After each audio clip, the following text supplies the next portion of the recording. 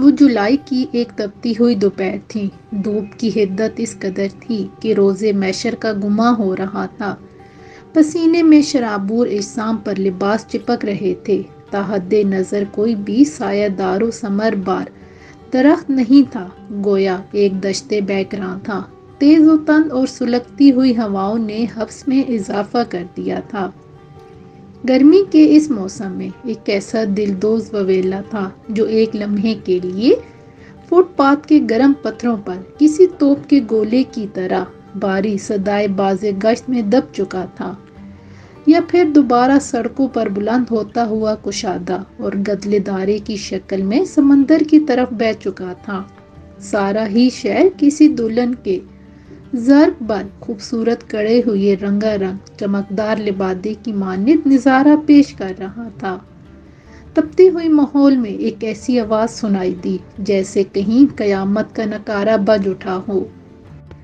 عجیب اور ترہم آمیز صورتحال تھی۔ شور و غل، آؤ بکا، چیخ و پکار کی دل خراش صدائیں ماحول میں ارتعاش پیدا کر رہی تھیں۔ بچاؤ بچاؤ، یہ ایک ایسی آواز تھی جو مغموم و مضطر ماحول کو پگھلا رہی تھی، اگرچہ یہ دل فگار صدا ایک بوڑھے کے سوا کسی نے نہیں سنی تھی، مگر اس چیخ کی تیز دھار تلوار آسمان کے ساتوں پردوں کو تار تار کر رہی تھی۔ ان دل خراش چیخوں، کراہوں اور پکاروں میں کہیں نہ کہیں نغمہ زندگی کی جھنکار بھی مضمر تھی۔ بے شک ہر شہر انسانوں کی محنت و لگن سے تعمیر شدہ عبادت خانہ ہے۔ اس کائنات کے رنگ انسانوں ہی کی رہین منت ہیں۔ انگارے کی طرح دیکھتا ہوا سورج نصف النہار پر تھا۔ نیلے آسمان سے ایک خیرہ کن تپش اس طور پر زمین پر پڑ رہی تھی، گویا زمین اور سمندر پر پڑتی ہوئی فلک سے سورج کی ہر کرن پتھر اور پانی کے دل میں گھستی ہوئی ایک آتشیں تلوار ہو۔ پانی کے نقرئی کام سے پوری طرح مزین، چمکدار ریشم سے مشابہ آس پاس کی گرم گرم سبزی مائل موجیں نیم خواب دیدہ سے انداز میں ساحل کو چوم کر جھوم رہی تھیں۔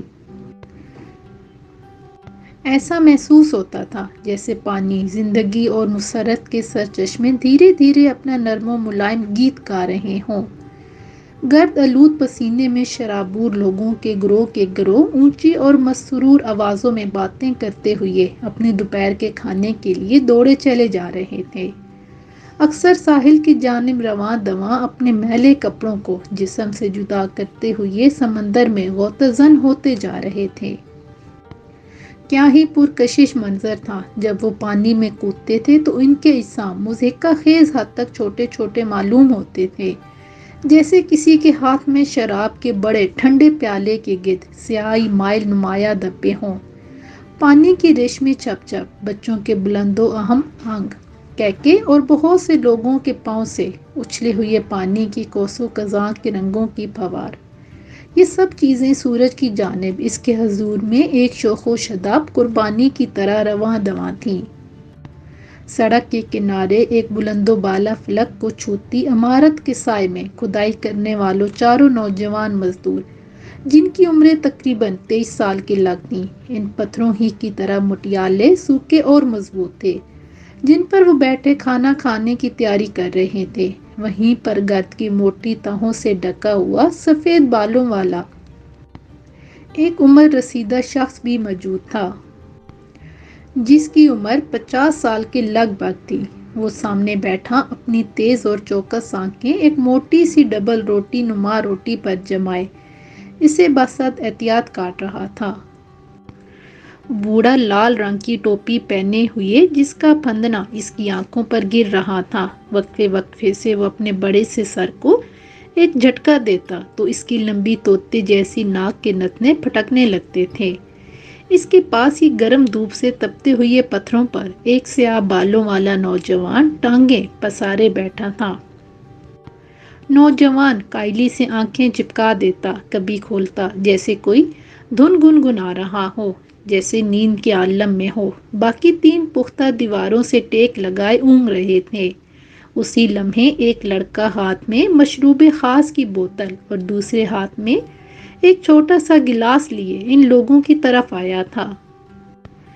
اس نے اپنا سر پیچھے کی جانب ڈال کر چھوٹی سی آواز میں چیخ کر کچھ کہا، لیکن اسے بالکل احساس نہیں ہوا کہ اس کے ہاتھ میں موجود بوتل یعنی گاڑی شراب کے لال رنگ کے بڑے بڑے قطرے بوتل کے گرد رس رہے تھے۔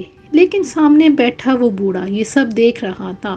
روٹی اور چاقو کو نوجوان کے سینے پر رکھ کر اس نے لڑکے کی طرف اپنے ہاتھ سے اشارہ کیا اور زور سے چلاتے ہوئے بولا، جلدی کرو اندھے، دیکھتے نہیں ہو تم شراب گرا رہے ہو؟ لڑکا بوتل بلند کرتا ہوا چہرے کے قریب لایا، منہ کھولا اور تیزی سے مزدوروں کی طرف دوڑ لگا دی۔ سب ایک ساتھ ہلتے جلتے جھومتے بوتل کو چھو کر ناچنے لگے۔ مست ہوئے نوجوان کبھی مدھم سی آواز میں چیختے، کبھی کسی کے گانے کے کچھ بول بولنے لگتے۔ اتنے میں ایک لڑکا بھاگ کر جلتی سے تعمیر شدہ کمرے سے ایک جگہ لے آیا۔ عمر کوئی بھی ہو لیکن شیطان اپنا جال ضرور بچھاتا ہے۔ بوڑھے نے گلاس میں شراب انڈیلنا شروع کر دی۔ متعدد آنکھیں بڑی ترستی ہوئی کیفیت میں محبت اور مستی تلاش کرتی ہوئی دھوپ میں چمکتی شراب کی بوتل کو گھور رہی تھیں۔ سوکھے ہونٹ بدنیتی سے کپ کپاتے دکھائی دے رہے تھے۔ ایک طرف سے وہ سروقت تر ترا کی لڑکی روشن پیشانی کے ساتھ نمودار ہوئی۔ ہر کوئی اسے دیکھ کر مبہوت ہو کر رہ گیا۔ وہ شاہانہ کروفر اور ایک ادائے بے نیازی کے ساتھ چل رہی تھی۔ انسان کا حلیہ جیسا بھی ہو، حالت و کیفیت جو بھی ہو، لیکن یہ اٹل حقیقت ہے کہ عورت ہر دور میں معاشرے کی کمزوری رہی ہے، بلکہ عورت مرد کی کمزوری رہی ہے، اور جہاں بے حیائی کا بول بالا ہو وہاں گناہ کرنا آسان ہوتا ہے۔ آنکھوں ہی آنکھوں میں نوجوان ایک دوسرے کو اشارے کرنے لگے تھے۔ چہرے پر شیطانی مسکراہٹ بتا رہی تھی کہ شراب کے ساتھ شباب کا نشہ ان کی خواہش ہے۔ ان کے شیطانی دماغوں میں نئی نئی ترکیب سر اٹھانے لگیں۔ ایک اکیلی خوبصورت اور تن و تنہا عورت ایسے ماحول میں ان کا شکار ہو سکتی تھی۔ یہ بریک ٹائم تھا۔ آس پاس سوائے بوڑھے کے کوئی نہ تھا۔ تمام مزدور کھانا کھانے کے لیے گئے ہوئے تھے۔ بہکے ہوئے لڑکوں کی نظریں ایک دوسرے سے اشاروں کنائیوں میں باتیں کر رہی تھیں۔ اس کا نام معجبین تھا۔ دیکھنے والے انگشت بد ندان تھے کہ رنگو نائکا یہ پیکر اس کھنڈر میں کیا کر رہا ہے۔ تار کی طرح تنا ہوا سڈول جسم اور تیز و تند ہواؤں سے لہراتی ہوئی سنہری بال اس کی شخصیت کو ممتاز کر رہے تھے۔ کوئی اس سے متعلق کچھ نہیں جانتا تھا، مگر پکھیاں اور اس کے ساتھی اسے دیکھ کر آہیں بھر رہے تھے، دل تھام رہے تھے۔ سیاہ چست لباس میں ملفوف وہ حسن کا شاہکار انتہائی مہارت تو مشاکی سے تراشا گیا تھا۔ اس کی سیاہ آنکھوں میں خوف کے سائے لہرا رہے تھے۔ پلکوں کی گھنی جالر اس کے خوف کی نشاندہی کر رہی تھی۔ وہ خوفزدہ ہرنی کی طرح کلانچی بھرتی ہوئی ادھر ادھر دیکھ رہی تھی۔ شاید مزدوروں کی اس اماجگاہ نے اسے مزید خوف زدہ کر دیا تھا۔ یہاں ہر رنگ، ہر نسل اور ہر مذہب کے مزدور تھے۔ فکر و روزگار میں غلطوں پریشان تھے، مگر ہر ذہن ایک جیسا نہیں ہوتا۔ ہر ذہن، ہر کردار اور ہر سوچ مختلف ہوتی ہے۔ یہاں کچھ ایسے بھی درندہ صفت لوگ تھے جو دانت نہ کوس رہے تھے۔ اس میں ایک پکھیا اور اس کے 3 ساتھی تھے۔ ان کی آنکھوں میں جاری حوث کا عریاں رقص واضح طور پر نظر آ رہا تھا۔ بھاگتی ہوئی لڑکی بوڑھے اشرف کے قریب آ کر رک گئی۔ چند فرلانگ کے فاصلے پر پکھیا اور اس کے ساتھی اسے آنکھوں ہی آنکھوں میں تول کر چشمے تصور میں نوچ گسوٹ رہے تھے۔ اس دوران انہوں نے ارد گرد کا تسلی بخش جائزہ لیا تھا۔ تمام مزدور کچھ دیر سستانے کے لیے جا چکے تھے۔ ان کی راہ کی رکاوٹ بوڑھے اشرف کے سوا دور تک کوئی بھی نہیں تھا۔ تم کون ہو بیٹی، اور گرمی کے اس عالم میں یہاں اکیلی کیا کر رہی ہو؟ اس نے نرمی سے استفسار کیا۔ یہاں دور دور تک کوئی آبادی بھی نہیں ہے۔ تم کہاں سے آئی ہو؟ بوڑھے اشرف کے نرم رویے اور محبت بھری آواز نے اسے کچھ حوصلہ دیا تھا، مگر بوڑھے کے قریب ہی 4 انسان نما شیطانوں کی ہیوسناک نگاہوں کی تپش کی چبھن اسے اپنے بدن پر محسوس ہو رہی تھی۔ میں شہر سے ایک گاؤں کی طرف جا رہی تھی، وہ بولی، مگر اس زیر تعمیر بلڈنگ سے کچھ فاصلے پر راستہ بھٹک جانے کی وجہ سے میں رکی تاکہ راستہ معلوم کروں کسی راہگیر سے۔ لیکن میرے پوچھنے سے پہلے ہی میری گاڑی کچھ اچکوں نے چھین لی۔ وہ مجھے بھی پکڑنا چاہتے تھے، مگر میں اندر دھند بھاگتی ہوئی اپنی عزت بچاتی ہوئی اس طرف آ نکلی۔ وہ اپنی پھولی ہوئی سانسیں بحال کرنے کے لیے کچھ دیر کے لیے خاموش ہو گئی۔ بوڑھا اشرف بولا، اچھا بیٹی، تم فکر مت کرو، سانسیں لے لو۔ بوڑھے اشرف نے پانی کا پیالہ اسے دیا۔ لو بیٹی، پانی پی لو اور کچھ دیر رک جاؤ، ابھی منشی یا ٹھیکیدار آتا ہے تو وہ تمہیں جہاں کہو گی پہنچا دیں گے۔ اس کے تسلی بخش الفاظ نے لڑکی کو ڈھارس دی اور وہ بوڑھے کے پانی کا پیالہ ہاتھ میں لیے بوڑھے کے پاس ہی ریت پر بیٹھ گئی۔ انسان کے روپ میں موجود شیطانوں کی آنکھوں میں اس کی موجودگی کی چبھن دم بدم بڑھتی جا رہی تھی۔ وہ اس جانب دیکھتی اور فوراً نگاہیں نیچے کر لیتی۔ لگتا ہے مجھے اس طرف نہیں آنا چاہیے تھا، وہ خوفزدہ انداز میں بڑبڑائی۔ اللہ سے نیک امید رکھو بیٹی، پریشان نہیں ہوتے۔ اشرف بولا، انشاءاللہ خیر ہوگی۔ اس نے سر ہلانے پر اکتفا کیا اور ہاتھ کا چھجا بنا کر دور تک دیکھنے کی کوشش کرنے لگی۔ اسے نہیں معلوم تھا کہ درندے گھات لگائے بیٹھے ہیں، یہاں بس اشرف ہی ہمارے لیے رکاوٹ بن سکتا ہے۔ ایک نے بوڑھے کی طرف خفیف سا اشارہ کیا، اس کا کوئی بندوبست کرو۔ دوسرے کا اشارہ واضح تھا، وہ اپنی شیطانی دماغوں سے سوچنے لگے تھے۔ شیطانی ہوس اثر کر چکی تھی، وقت مختصر تھا، ان کے پاس بریک ٹائم تک کی ہی مہلت تھی۔ جلدی بتاؤ یار، کیا کیا جائے، لڑکی ہاتھ سے نکل جائے گی۔ ایک نے جنجلا کر سرگوشی کی۔ ہو گیا فیصلہ، دوسرا بولا، پکیا تم میرے ساتھ آؤ۔ اس نے پاس کھڑے ہوئے لڑکے کو اشارہ کیا۔ میں اور پکیا اس بوڑھے کو سنبھالتے ہیں اور تم دونوں لڑکی کو سنبھالو، اس نے کہا اور پکیا کے ساتھ بوڑھے کی جانب بڑھنے لگا۔ یہ ایک لمبا تڑنگا سیاہی مائل رنگت کا حامل نوجوان تھا۔ بوڑھے نے ان کی شیطانی سوچ بھانپ لی تھی۔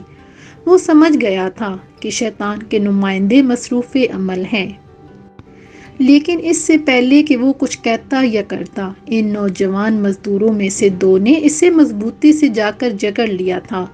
یہ کیا کر رہے ہو تم، وہ چلایا، مگر اس کی ہر صدا بےسود ٹھہری۔ کچھ ہی دیر میں انہوں نے بوڑھے کو کسی نہ کسی طریقے سے بے ہوش کر دیا۔ وہ اس عمر میں دو نوجوانوں کا تشدد برداشت نہیں کر سکتا تھا، چنانچہ اس نے رضاکارانہ طور پر بے ہوش ہونے میں ہی عافیت جانی۔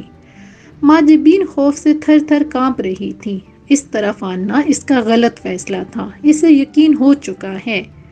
جو ایک امید تھی وہ بھی گئی، کیونکہ اس نے بوڑھے اشرف کو بے ہوش ہوتے دیکھ لیا تھا۔ اب وہ انسان نما درندے اس کی طرف پیش قدمی کر رہے تھے۔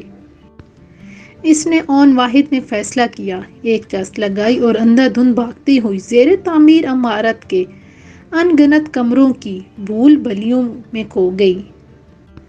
یا اللہ مجھے بچا لے، میری مدد فرما۔ وہ بھاگتے ہوئے دعا مانگ رہی تھی، آیتیں پڑھ رہی تھی، مگر درندے اس پر حاوی ثابت ہو رہے تھے۔ اب اسے احسن کی یاد شدت سے آنے لگی تھی۔ وہ بھاگتی، سوچتی اور سسکتی رہی۔ اسے سب کچھ یاد آنے لگا جو وہ بھولنا چاہتی تھی۔ اس نے بوڑھے اشرف کو سچ نہیں بتایا تھا، وہ کئی دنوں سے اسی علاقے کے گرد و نواح میں بھٹک رہی تھی۔ وہ احسن کو تلاش کر رہی تھی، جو کچھ ماہ پہلے اس کے ساتھ کالج میں پڑھتا تھا۔ وہ ایک خوبرو مگر مفلس نوجوان تھا، جبکہ ماجبین قدرے خوشحال گھرانے سے تعلق رکھتی تھی۔ کالج میں کچھ ہی دنوں بعد ان کی دوستی نے محبت کا اور پھر نہ جانے کب یہ دونوں چند دنوں کی محبت نے عشق کا روپ دھار لیا تھا۔ عہد و پیمان باندھ لیے گئے تھے، روایتی محبتوں کی طرح ایک ساتھ مرنے جینے کی قسمیں بھی کھا لی گئیں۔ چاند تارے تک توڑنے کا عہد ہو چکا تھا، اور پھر ایک دن اچانک وہ کہیں چلا گیا۔ کہاں گیا وہ؟ اس نے اپنی اور احسن کی مشترکہ دوست عارفہ سے استفسار کیا۔ مجھے کیا پتا، ہم دونوں اس سے ایک ساتھ ہی آخری بار ملی تھیں۔ وہ سنجیدگی سے بولی۔ ماجبین از حد رنجیدہ ہو گئی۔ دن رات کی بے چینی جیسے مقدر ہو گئی. وہ اسے کئی دنوں تک تلاش کرتی رہی مگر وہ تو جیسے کبھی کہیں تھا ہی نہیں. تم تو احسن کے گہرے دوست ہو، بتاؤ کہ وہ اچانک اس طرح غائب کہاں ہو گیا؟ اس نے ایک دن نعیم سے پوچھا. وہ کافی دیر تک کسی گہری سوچ میں مستغرق رہا، جیسے وہ کچھ یاد کرنے کی کوشش کر رہا تھا. میں زیادہ تو نہیں جانتا مگر مجھے اندازہ ہے کہ گاؤں میں اس کی فیملی کے ساتھ کچھ مسئلہ ہو گیا تھا، چنانچہ اسے فوراً جانا پڑا. کافی دیر بعد وہ بولا تو وہ اسے گھورنے لگی. اور تم یہ مجھے اب بتا رہے ہو؟ تم نے پوچھا ہی کب ہے؟ اور میرا خیال تھا تمہیں بتا کر گیا ہوگا. اس نے کہا. تمہیں کچھ اندازہ ہے کہ وہ کہاں رہتا ہے؟ اب اس کی امید کچھ بننے لگی تھی. نہیں، اس نے فوراً جواب دیا اور ایک دم وہ بجھ سی گئی. تو اب کیا کیا جائے؟ وہ بڑبڑائی. آخر تم اتنی پریشان کیوں ہو؟ وہ اپنے گھر ہی تو گیا ہے، آ جائے گا. وہ تسلی امیز انداز میں بولا. اتنے دن تو ہو گئے ہیں، اس کا فون بھی بند جا رہا ہے. وہ جھنجھلا کر اس کا نمبر ملانے لگی جو ہنوز بند جا رہا تھا. کیا کہا جا سکتا ہے؟ وہ کندھے اچکاتے ہوئے چلا گیا اور پھر کئی دنوں بعد اس سے ایک چھوٹا سا سراغ مل ہی گیا. یہ ارشد تھا، کالج میں کینٹین پر کام کرتا تھا. نیاز پور روڈ پر سیدھے جانا ہے. 18 کلومیٹر کے بعد ایک گنجان جگہ پر کنسٹرکشن کا کام ہو رہا ہے. وہ بتانے لگا. اس کا گاؤں ادھر ہی ہے، بس میں اتنا ہی جانتا ہوں. ارشد کے جانے کے بعد وہ گہری سوچ میں کھو گئی. ادھورا ہی سہی، کچھ سراغ تو ملا تھا. اسے وہاں کوئی نہ کوئی تو جانتا ہوگا، اس نے سوچا اور خود کو ڈھارس دے کر رخت سفر باندھ لیا. جس راستے کی کوئی منزل نہیں، وہ سفر شروع کر لیا. غیر کی تلاش میں اپنے اعتماد والے راستے اور رشتے پسے پشت ڈال دیے. نادان عقل کی بجائے جوش کا دامن تھام کر چل پڑی. جذبات کے سمندر میں ہوش کو غرق کر کے اپنی ناکام محبت کی تلاش میں وہ کم بخت لڑکی ماں باپ کو بتائے بغیر گھر سے نکل آئی. اس ہم سفر کی تلاش میں جس نے اسے دور جاتے ہوئے بھی بتانا مناسب نہیں سمجھا کہ اسے کہاں جانا پڑا ہے. وہ ماں کی ممتا اور باپ کی عزت و غیرت اور انسانیت کی حدود سے باہر شیطان صفت اور ذلت کے دائرہ کار میں آ چکی تھی. وہ بھول چکی تھی کہ وہ چند دن کی بے اعتماد محبت کے لیے برسوں کے اعتبار کو اپنے پاؤں کی خاک کرنے جا رہی ہے. اس نے اپنے ایک دوست کی کار مستعار لے لی تھی مگر وہ کنسٹرکشن سائٹ سے کافی فاصلے پر پہلے ہی خراب ہو گئی تھی. اس نے اسے ایک پیٹرول پمپ پر چھوڑا اور رکشے پر بیٹھ کر کنسٹرکشن سائٹ پہ اتر گئی. ستم یہ ہوا کہ اس کا موبائل بھی کہیں گر گیا تھا. خون کو جلاتی ہوئی دھوپ میں پسینے میں شرابور وہ ڈلوان سے اتر کر ایک پکنڈی پر چلنے لگی. پختہ رو سڑک کی بجائے اس نے یہ راستہ محفوظ سمجھا تھا. کچھ دور اسے ایک تعمیر شدہ عمارت کے آثار نظر آئے تھے. یہاں سے کچھ ضرور معلوم ہو جائے گا. اس نے پیشانی سے پسینہ پونچھتے ہوئے اپنے لباس پر غور کیا جو قطعاً مناسب نہیں تھا. اگر وہ ہر چیز سے بے نیاز آگے بڑھتی چلی جا رہی تھی. کئی لمحوں کی تکلیف دہ مسافت کے بعد بالآخر وہ کنسٹرکشن سائٹ پر پہنچنے میں کامیاب ہو ہی گئی. اور اب یہ چار درندے اسے نوچنے کے لیے پر تول رہے تھے. اسے کیا خبر تھی کہ جہاں وہ امیدیں منزل لگا کر آئی ہے وہاں اندھیرا ہی اندھیرا ہے. دو نوجوان مزدوروں نے انتہائی سرعت کے ساتھ اسے دبوچا اور زیر تعمیر عمارت کے ایک کمرے میں لے گئے. سب کچھ ان کے اختیار میں تھا. الخبائث نے بے حیائی کو جلا بخشی تھی. پھر انسان سے حیوان بننے میں زیادہ دیر کہاں لگتی ہے. وہ اشرف المخلوقات تھے مگر اس عظیم منصب سے معزول ہو چکے تھے. وہاں اس بوڑھے کے سوا اس کے سننے والا کوئی نہیں تھا مگر وہ بھی بے ہوش ہو چکا تھا. چنانچہ اس ہوسناک تماشے کے اختتام تک وہ زندگی کی بازی ہار چکی تھی. اب کیا ہوگا؟ یہ تو مر گئی ہے. بکیا خوفزدہ ہو گیا تھا. یہ تو بہت برا ہوا. کسی کو معلوم ہو گیا تو؟ دوسرا بولا مگر تیسرے نے اس کی بات کاٹ دی. اب اپنے کیے پر مٹی ڈالنے کا وقت ہے. مگر یہاں تو صرف ریت ہے. بکیا دوبارہ من منایا یہ بھی غنیمت ہے، اور پھر ان چاروں نے جلتی جلتی اس پر ریت ڈال دی۔ بریک کا وقت ختم ہو چکا تھا، شور و غل سے ظاہر تھا کہ مزدور واپس آ کر کام پر لگ چکے ہیں۔ جلدی کرو، کام شروع کرو، وقت ہو گیا ہے، سیمنٹ لاؤ، اینٹیں لاؤ۔ اس طرح کی آوازیں بلند ہونے لگی تھیں۔ کسی نے بھی نہیں دیکھا کہ تعمیر شدہ مکان کے ایک کمرے میں ایک دریدہ بدن کو بے گور و کفن پڑا ہے۔ غروب آفتاب سے پہلے کام بند ہو گیا۔ ہر مزدور اپنے اپنے گھروں کو روانہ ہوا، لیکن وہ چاروں ادھر ادھر پھرتے رہے۔ وہ وقت گزار رہے تھے۔ عین ممکن ہے وہ خوف زدہ بھی ہوں، البتہ وہ پشیمان یا نادم ہرگز نہیں تھے، کیونکہ رحمان کے دائرے سے نکل کر شیطان کی حدود میں جب اشرف سخت انسان جاتا ہے تو رحمان کی رحمت کے سائے دور ہو جاتے ہیں۔ اس دوران بوڑھے کو بھی ہوش آ چکا تھا۔ اسے ان کے اس گھناؤنے کھیل کا اندازہ تو ہو ہی گیا تھا، تاہم وہ خفیہ طور پر دیکھنے لگا کہ اب یہ کیا کرنے والے ہیں۔ وہ معصوم بیچاری لڑکی کہاں اور کس حال میں ہوگی؟ اس نے سوچا اور تعصب کے ساتھ سر ہلانے لگا، کیونکہ وہ انہیں لڑکی کو اٹھاتے ہوئے دیکھ چکا تھا۔ اس کی دلدوز چیخیں اب تک اس کی سماعتوں کو مجروح کر رہی تھیں۔ وہ چاروں شیطان بلکہ قاتل نوجوان تعمیر شدہ کمرے میں گئے اور کچھ دیر بعد لڑکی کی لاش لا کر زیر تعمیر عمارت کی مغربی جانب ریت کے ڈھیر پر رکھ دی۔ اس کی بوڑھی آنکھوں میں یہ روح فرسا منظر دیکھنے کی سکت نہیں تھی، مگر وہ دیکھنے پر مجبور تھا۔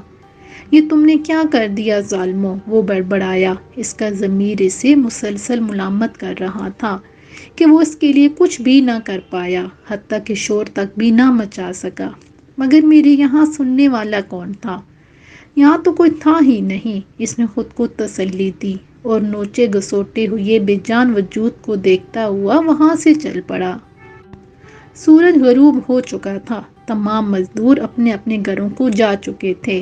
رات گہری ہوتی چلی جا رہی تھی، ستارے روشن ہو رہے تھے، چاند کی چاندنی اپنی کرنیں بکھیرنے والی تھی۔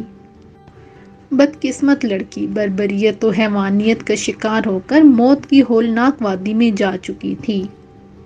چاروں درندے آپس میں قول و قرار، قسمیں، وعدے کرتے ہوئے اپنے اپنے گھروں کو روانہ ہو گئے تھے۔